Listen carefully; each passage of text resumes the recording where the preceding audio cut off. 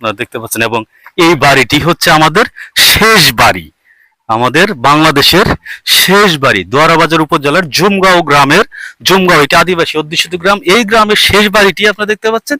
এই বাড়িটি এই পিলারের জাস্ট নিচে, এই বাড়িটি এখানে রয়েছে একটি মেইন পিলার আর একটি টি পিলার রয়েছে, আর একটু নিচে আপনারা দেখতে পাচ্ছেন এই আমার পিছনের এই অংশটুকু বাংলাদেশ, এবং সামনে থেকেই এবং এই পাশটা থেকেই ইন্ডিয়া।